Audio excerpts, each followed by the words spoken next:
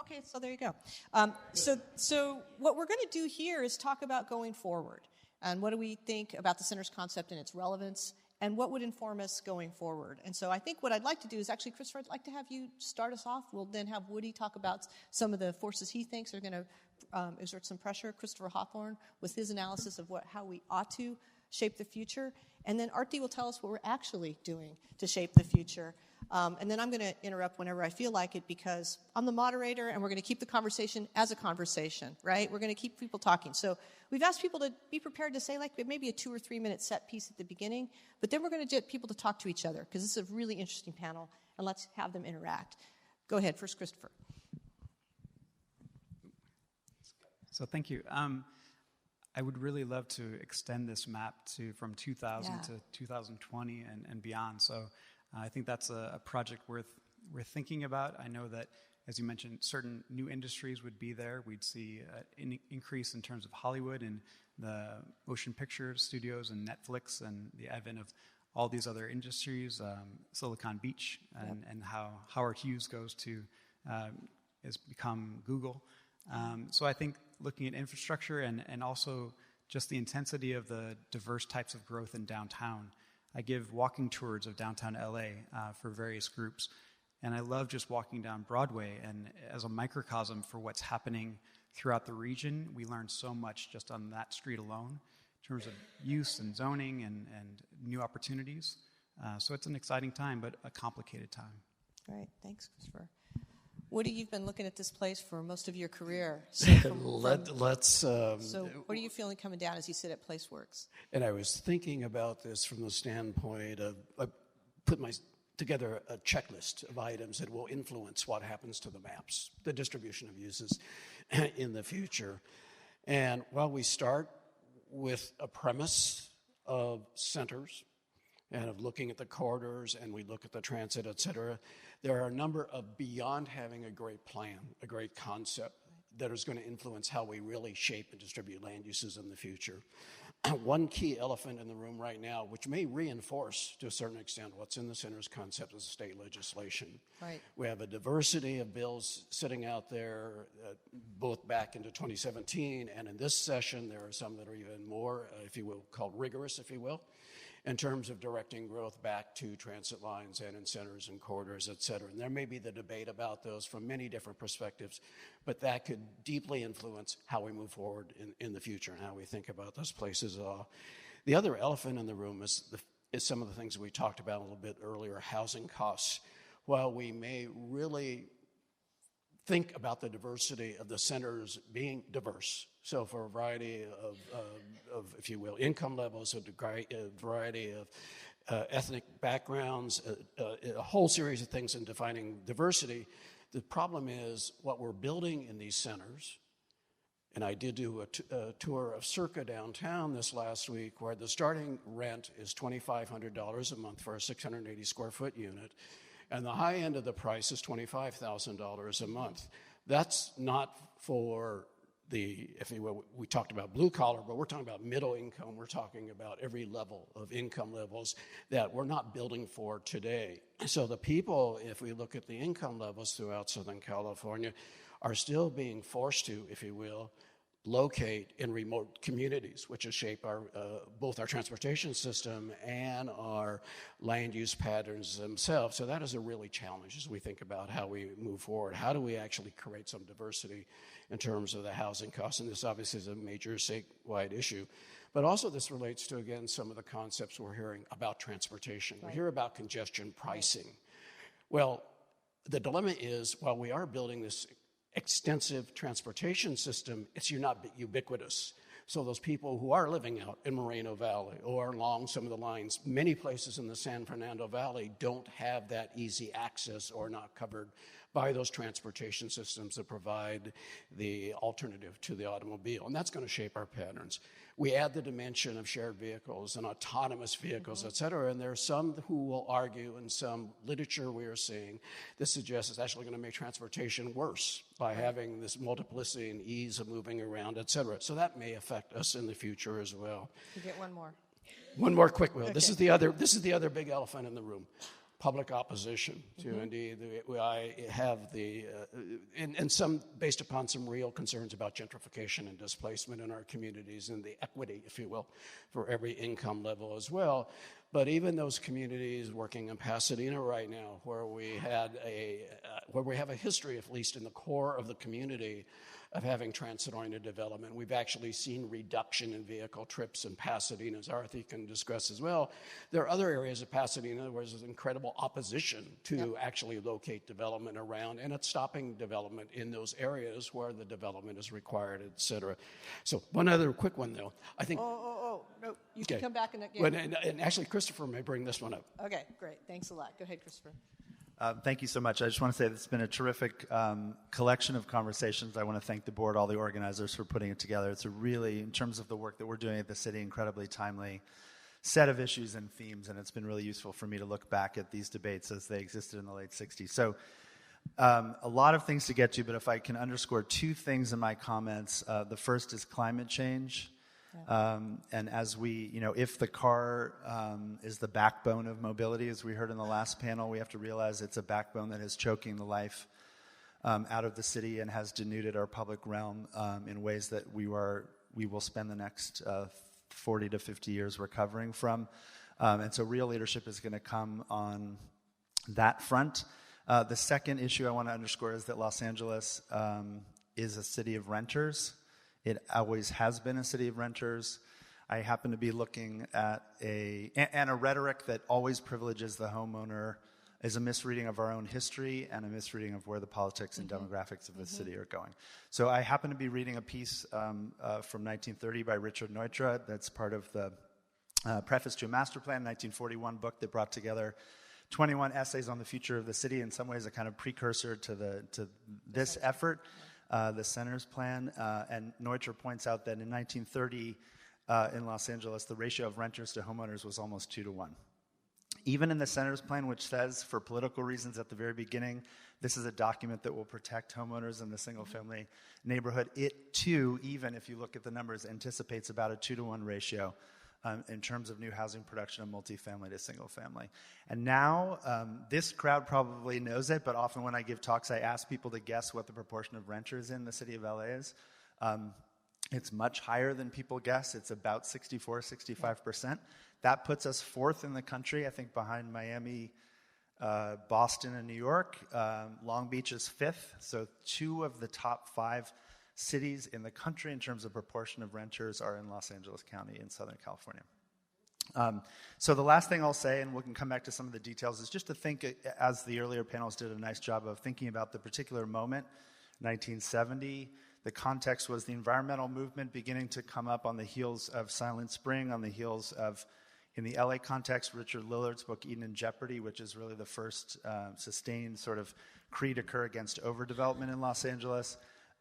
Death and Life, Jane Jacobs, of course, but also a particular kind of cultural context of Ed Ruscha looking at, some Los Angeles apartments, every building on the Sunset Strip, looking at this actual fabric, and then looking ahead, of course, to the growth battles that will come, and we've heard a lot about that. And the last thing I'll say about that context is that, and those maps, Christopher, that you showed are really effective in this capacity. So we're a city of renters, but we always had room for single-family subdivisions in that fabric. 1970 is right at the moment where we're running out of elbow room, and those two things are coming up against each other. So a city of renters is running into the territory of the single-family fabric, which is why we get the kind of pushback against growth that we begin to see.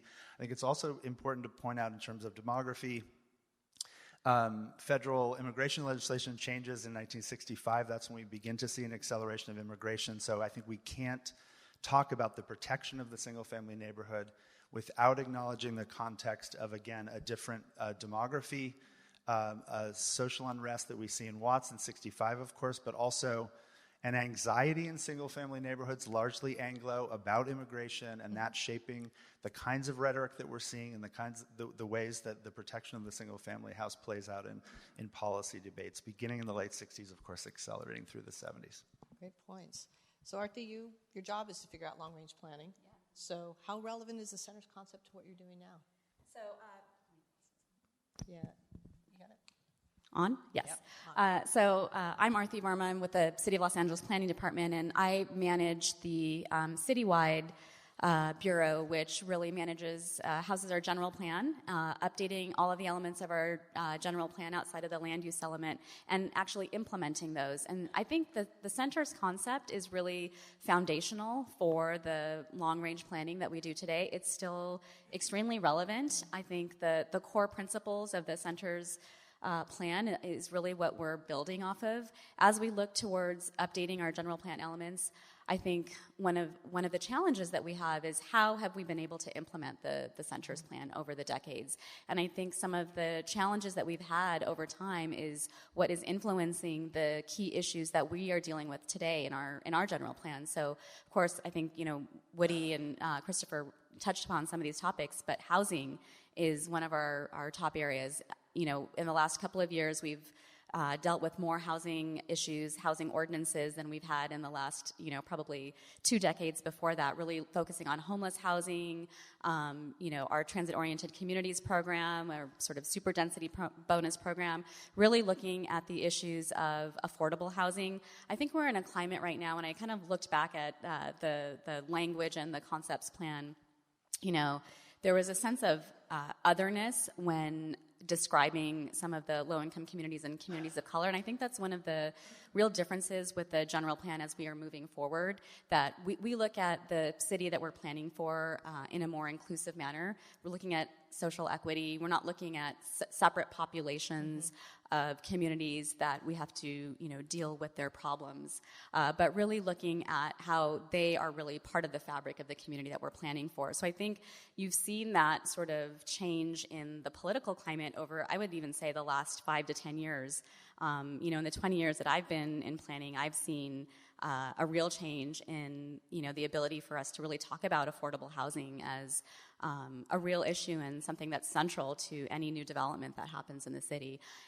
So I think, the social equity piece, the diversity, and the housing are really some of the key issues that we look at moving forward. And I think it's, really because, the center's concept really talked about that there would be change over time, that we would be able to do this high density development, and that older underutilized buildings would eventually, be demolished and replaced with new. And I think, I wasn't there when the plan was developed, but, anytime you talk about sort of building turnover, you deal with displacement, because those are the areas of the city where there's more affordable housing, de facto affordable housing. And so I think it complicates matters, because it's not as simple as sort of when we think about it sort of intellectually is, this is how we should grow, but how do we deal with the real communities that are being affected by how we implement this plan?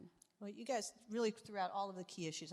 If we have chance, I want to see if we can touch on transportation, water. There's a reason why your very first image traced the waterways and how that might affect the future of Los Angeles. If we can talk about equity, social equity, and if we have time, resilience, because we all know the big one's coming. Thank you, Lucy Jones.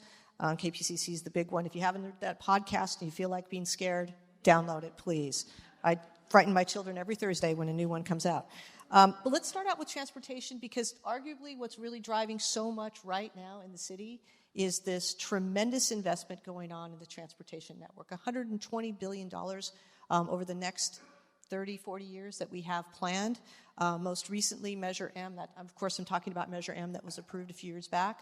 More recently, that plan has been a little bit hijacked by this notion of having 28 projects completed by the 2028 Olympics. And how does that, and that's, Woody, how we got into the congestion pricing debate in full blown, rather than just planners talking about it. So maybe if you guys want to jump in, whoever wants to go first, is Measure M and the map that Metro's working off of, or 28 by 28, the new centers concept? Is that really what's driving development for the future, for at least the next 8 to 10 years? Anybody thoughts on that? Jump in, anyone. Go ahead, Arti. I'll start. I think Measure M and the build-out of Measure M is really aligned with the center's concept. And I think, the plan, in the late 60s really identified the need to build out our transit network. And I think, we perhaps hoped that it might have happened more quickly. But we're finally, seeing the funding to be able to see it see it grow. So I think it's sort of, a delayed implementation of that, concept as it was first identified. I think we in the planning department in LA, we are really focused on planning around transit. We have, our transit neighborhood plans. We have some our team members here today. I think we're really focused on looking at how we can upzone and look at where it's appropriate to allocate growth and new housing capacity in particular around transit. So I think we're really focused on implementing that centers concept through Measure M and the new transit investments that we're seeing across the city. Great. Anybody else want to jump in? Go ahead, Christopher. I think that last point is particularly crucial, the relationship between land use and transportation, and that produces some very tricky and fraught political conversations, as we know. Right. We're looking at looming state legislation. We're trying to incorporate that with our own plans at the city level, but really realizing that we won't solve either problem without thinking them in tandem. And I think that's part of a national conversation, really thinking about the relationship between mobility and land use and looking at the history of exclusion. And, I think one of the really fascinating things about the document as I reread it, it also, in 1970, still sees the single-family house as a sort of democratic landscape, a path to upward mobility. For the language is something like for all social and ethnic classes. There's that language of, and I don't think that was true in 1970, frankly. If you look at the history of redlining, covenants, all the things that we've talked about, GI Bill, who was capable of buying into that dream? It certainly is not true any longer, given the run-up in prices that we've seen. So this notion that the single-family house could be a foothold on the way to upward mobility and could be a sort of democratic territory is really something that's significantly changed. And so that conversation is happening nationally, looking at the history of single-family neighborhoods within that context, and then, again, looking to a future of climate change and thinking about how we think now about that relationship between transportation and land use. And they have to be, I think, in every conversation, linked together. And I'm gonna pull you guys in a little bit because you really touched on some of the equity stuff in your little preface, and it's worth noting that the transit-oriented communities, the TOC ordinance that we have in Los Angeles, that actually came at an interesting time, right? There was the backlash created. The Measure S really tapped into that historic, single-family narrative. Preserve what we have. We're really opposed to change. And you had folks who were back in the Not Yet New York movement coming back, right? At the same time, you had the labor movement ally with affordable housing advocates, social justice advocates to get JJJ passed, which actually resulted in all of the units that you talked about, Artie. Arguably, that could never have happened if it had to get through the city council. It was done specifically so that your ordinance could be done by the Planning Commission and not have to go to the city council. Certainly didn't work organically. So, Woody, you mentioned social equity. You talked about legislation. This really does point to a sea change in the politics of Los Angeles and the region, and maybe even nationally, where social equity, displacement issues, income inequality are at the center of what we talk about, and redefining the way we plan our physical space. I don't know if either of you guys want to jump in on this. Let me start that. I think one of our dilemmas is we've taken a one-size-shoe-fits-all approach to these areas without a real conscious understanding of what each of those bubbles is. And I think Emily talked about it a little bit in terms of the framework of beginning, the nuances of differentiating those bubbles and understanding what they are. At the time, those nuances were based upon what I call urban form more than anything else. And I think as we move forward in terms of implementing those bubbles, we need to think about the people that are in those places as well. In some of our communities, and I think it began as a wildfire, probably more in Boyle Heights than other areas, but it's spreading in terms of understanding what the justice is. To the credit, and I have significant issues with SB 50 and some of the legislation we see out there, but one of the key changes in SB 50 from 837 or 827, I keep forgetting, there are too many numbers these days, whatever they were. last year's bill is the fact that it does recognize the issue and basically saying if we are going to provide by right development in these areas in proximity to transit stations, we also have to take measures to not displace the population or provide some time frame as well. And so that's a step. It may not be everything, but it's a step. And I think as we, and maybe it goes back to also something that Zev said.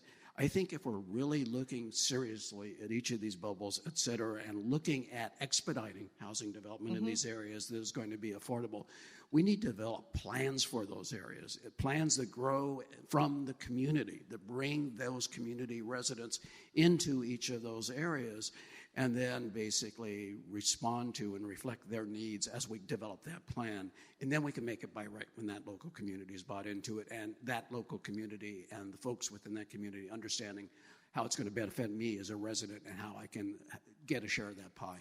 Let's pick up on this notion about community plans and having to have residents participate on that democratization, which used to be, everybody gets a house, it's going to be this great equalizer. We are no longer there, and this represents this radical shift in our country away from trying to have, shared prosperity to really way over the top gets the most and everybody else gets the crumbs, and that's almost just assumed as the way it is.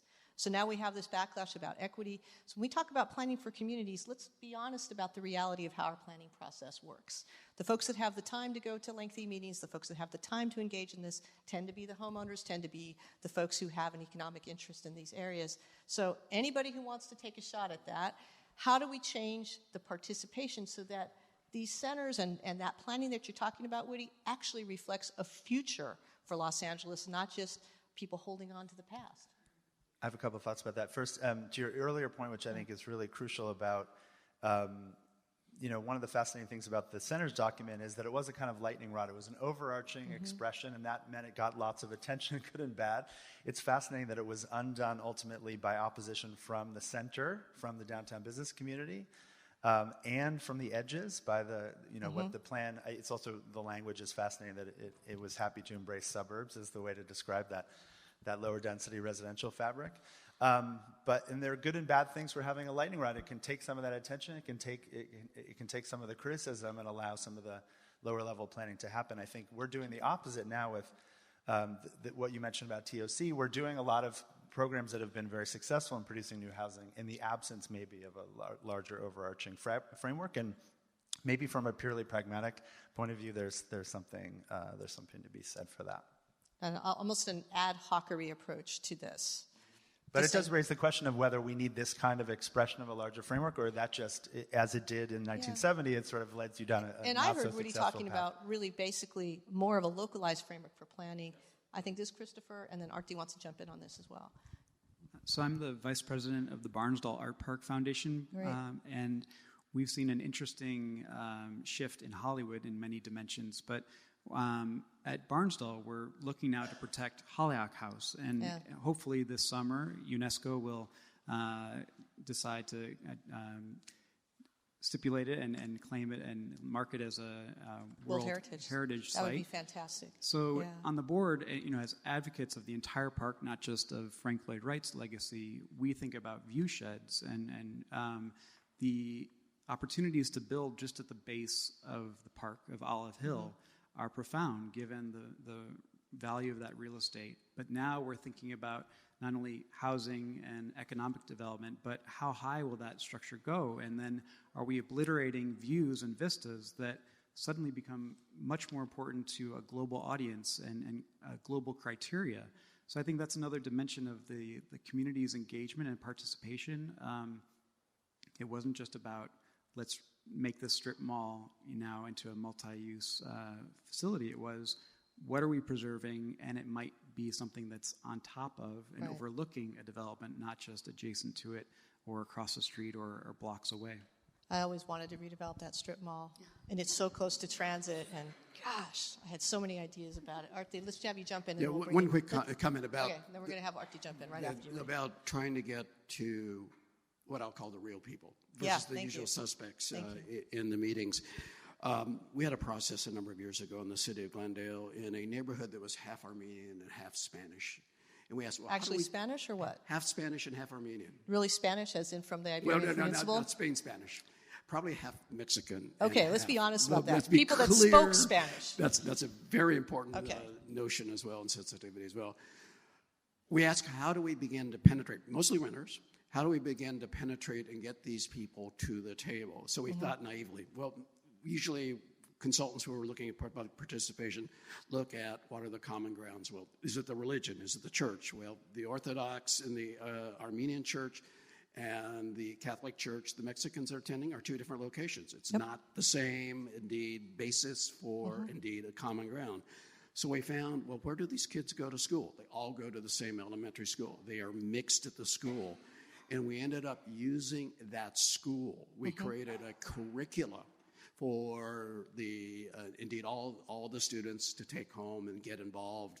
We ended up basically having over 1,500 people show up at a workshop. fantastic. And they were the people at the table. So, but our challenge initially was, what is the conduit into the community to the people who do not traditionally participate in this process? How can we get them to the table and get them to actually then have a sense of ownership once you get to the end of this process? And there are ways to do this, but it takes time and it takes money. Art, they jump in. Yeah, I would just agree. I mean, I think in Los Angeles, we've identified as we're looking at our general plan update as how do we broaden our audience and who is this plan really for? And looking at reaching out to youth, I think, has been a central component of our outreach strategy. This is a plan for 20 years in the future, and the youth are going to be the adults who are operating in the world and really benefiting from this. So really reaching out to their voices. I think we're also we're in an ambitious cycle right now where we're updating all 35 of our community plans, and I think there's really to your point earlier, Woody, there's been a call from Angelinos to have their community plans updated, to have their long-range land use plans updated, to set that framework and that vision for having the growth in your transit and looking at the array of issues.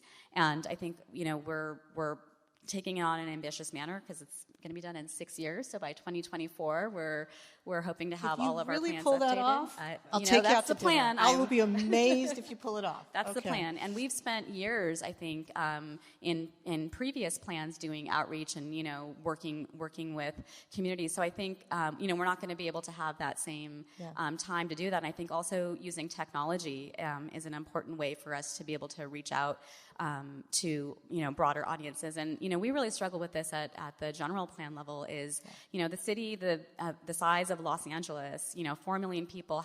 How do we truly engage with that many people? I mean, I've worked in smaller cities that are, half the size of one community plan area, and it's challenging. And so I think that's an issue that we struggle with, and really using technology, I think, is going to be one of the ways that will assist us in reaching out to a broader audience. So I'm going to jump in a couple things. Metro's been having to grapple with the same issue, given all the planning they're doing around their stations, and they are employing kind of the latest tactic, which we do a lot in our company, of actually subcontracting with community-based organizations who do the outreach. And this is really the model that's happening in philanthropy and all across the country. Very hard with 36 community plans. That's expensive. So time check. Alan, how much time do we have? I know we stand between people and food, so how much time do we have? Okay, but first, I'm going to ask a water and sustainability question because we got to get there. So, Chris, your very first simulation showed the waterways. That was, I'm sure, not coincidental.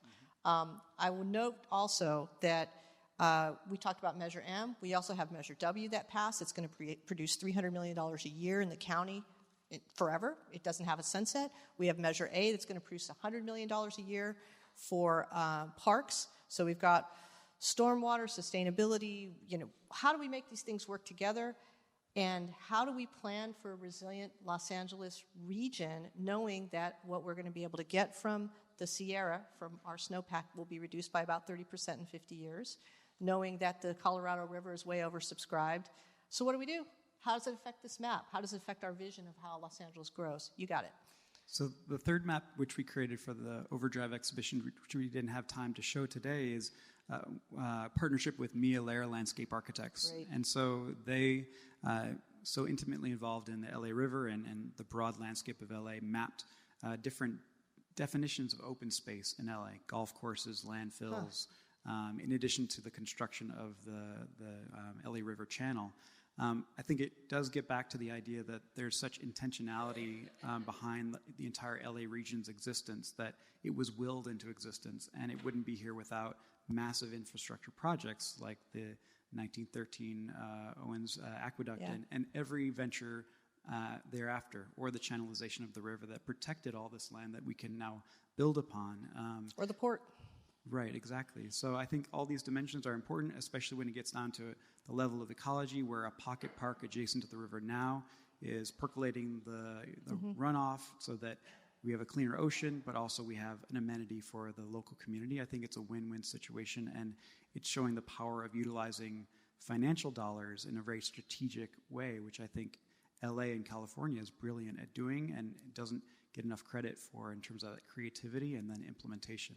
It's so nice that you gave us credit for that, because I would say we're not very good at it. But you might be right. Maybe we're getting better at it. Certainly the Transformative Climate Communities program from Cap and Trade is one effort to try to get people to think in an integrated fashion. Woody, what are your thoughts on that? Are we going to be able to use these three measures in an integrated fashion? I think we have to use these three measures. I mean, I don't think this question of can we, but how do we best bring them together? Is it a planning process? Whatever it is it something that can carry us forward? You read the statistics about the Mideast countries, Abu Dhabi, and about their water consumption compared to our water consumption. This does affect, we've got to think, ourselves. We've run into these issues in the drought about how much water we use, et cetera. So we need to be a lot more creative about how we be prepared to change as a resident of Southern California, recognizing that we do live in an arid climate. And we should look at lessons from other countries. How are they doing it, and what are we missing on doing that? How can we take water and use it in a way that's going to be much more efficient? And how can we actually add it to contribute to the quality of our communities? Runoff, all the sources, recycling, stormwater detention, there are all sorts of ideas out there that we're not really truly employing in Los Angeles nearly as effectively as we could or should.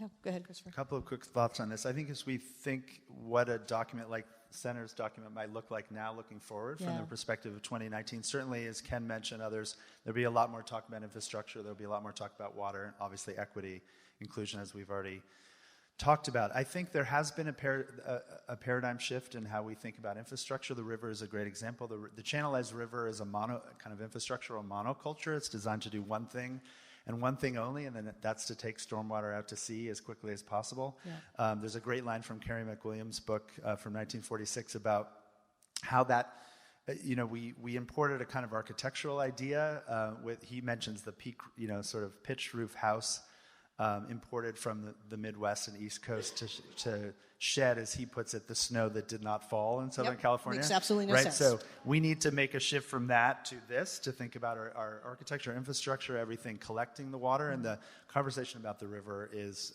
certainly at the center of that shift. I will say that we've already made quite a bit of progress. We use essentially less water per capita than we did in, I think it's in 1980. There are a lot of reasons for that, efficient appliances, but it's also about changes in the way we live and sharing resources more effectively. And that shift that's happened in use needs to filter its way, no pun intended, into a kind of land use conversation and what we think of things like the infrastructure like the LA River. What is it for? What do we design it for? It still has a significant, its central role is flood control, of course, but we need to ask it to do other things, and that reflects a broader sort of more I think a more progressive view of what water policy looks like. I feel Alan on the back of my neck. Yes, Alan. And I want to take one more. I want to break in with starting with the first question and bouncing off the experience in the slides that Bob Dannenbrink showed at the beginning. The technical tools used in the days when they did all those hand sketches and following Kevin Lynch's advice. What are the new tools now, and what is the role of social media in doing a future plan? Why don't you jump on that one, since you're actually doing it. Yes, exactly. I was just yes. I'll finish up on the last topic, and then I'll answer Alan's question. Two sort of topics come to mind with your last question, and I think one is the center's concept really, as Ken mentioned and was discussed at the last panel, really identified this idea of, it being a successful plan because you're purchasing land to conserve as open space.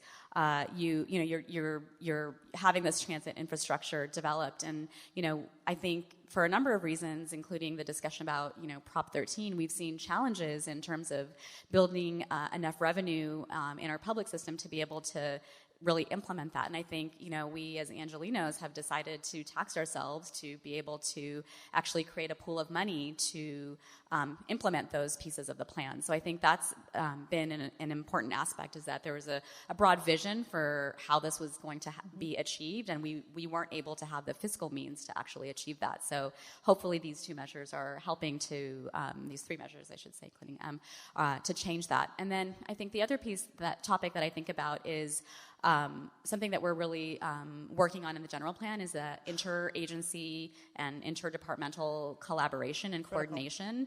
So, the general plan, where it's housed in the planning department, and certainly the land use element is in our shop, and, the mobility element, we coordinate closely with Department of Transportation, but so many of the other elements that, safety element, infrastructure element, really require coordination with other departments. And, so many, in a city as large as LA, many of the departments and many of the agencies are kind of in their own silo, like working on their own long-range plan. So how do we coordinate with each other?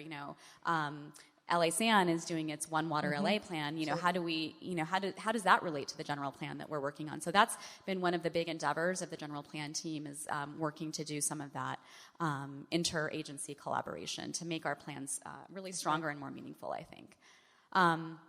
And then to respond to Alan's question, social media has been, I think, a huge component of how we do outreach across the general plan.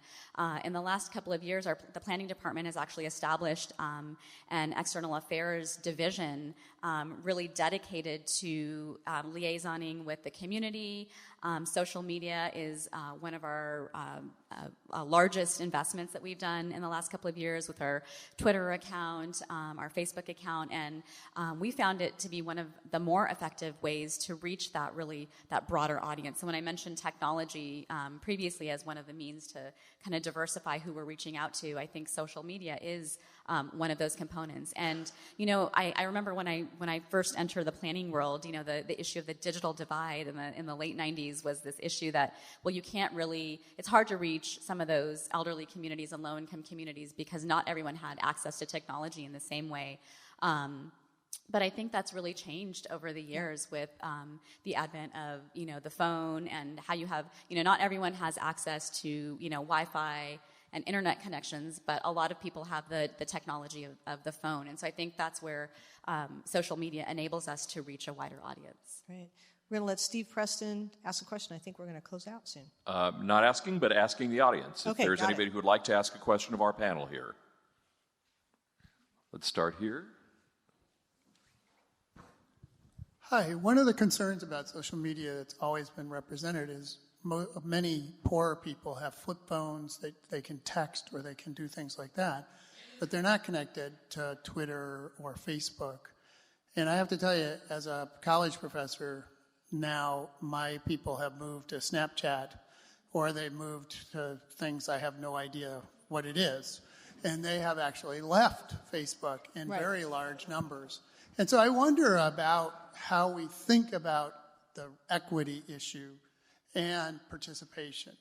It ties back to the larger issues of, we're going to do a great job on water on the west side and make the beaches really great, which is going to make them even less accessible financially to anyone without large amounts of money.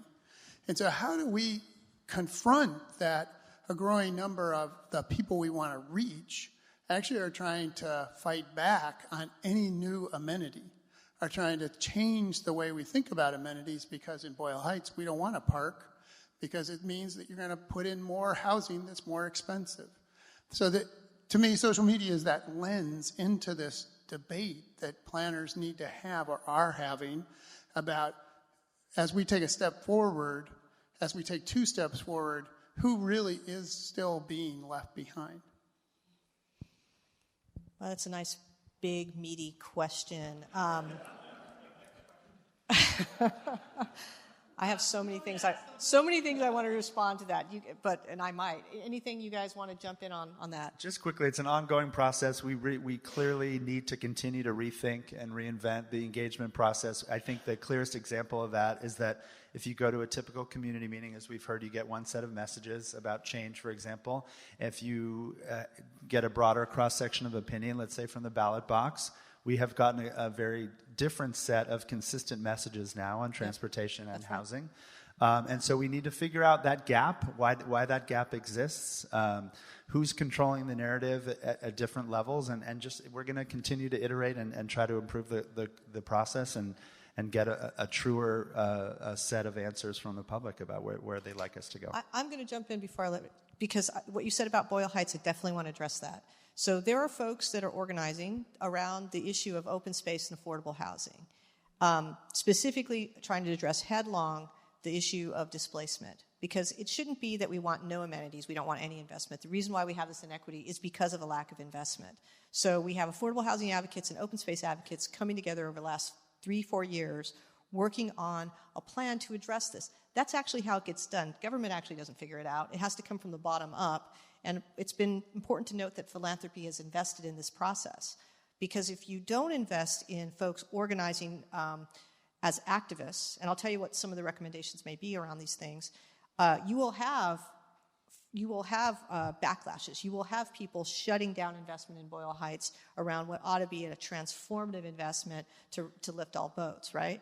So it's really important that government has only so many tools, but government or leadership, political leaders, do have the ability to call upon philanthropy and other investment vehicles to say, fund the organization of CBOs, fund the organization of the folks who actually are Los Angeles now and are the future of Los Angeles to have a voice. Because in and of itself, government really can't create those structures very well. So the last thing I'm going to say before I give it back to the panel is that for measures like A and W and maybe even M, having explicit goals around equity will be important. Do we make sure that we spend at least 30% of these dollars in high need or very high need areas, or in disadvantaged communities as defined by Cal EnviroScreen? Whatever you want to use, we actually have to have an explicit set aside for poor communities, because that won't just happen. Because we know what the results will be if we leave it to the usual suspects, as you said, in the usual processes. So this is the intervention that has to be quite affirmative and aggressive. Otherwise, we aren't going to change the way that we have this inequity in Los Angeles. Take it away, anybody who wants to respond. Okay. You said it well, and I'm echoing everything that Cecilia just said as well. Slightly different variation is really how we message in using social media. I agree with you. Because if we are really looking to evolve our communities over time, et cetera, I think it's really critical, and I think we're doing a bad job of this, really communicating what the trade-offs are. What are the options under consideration? The process worked in Pasadena because we basically said, if you pursue option A, this is how transportation is going to change. This is a visualization of how the physical environment's going to change.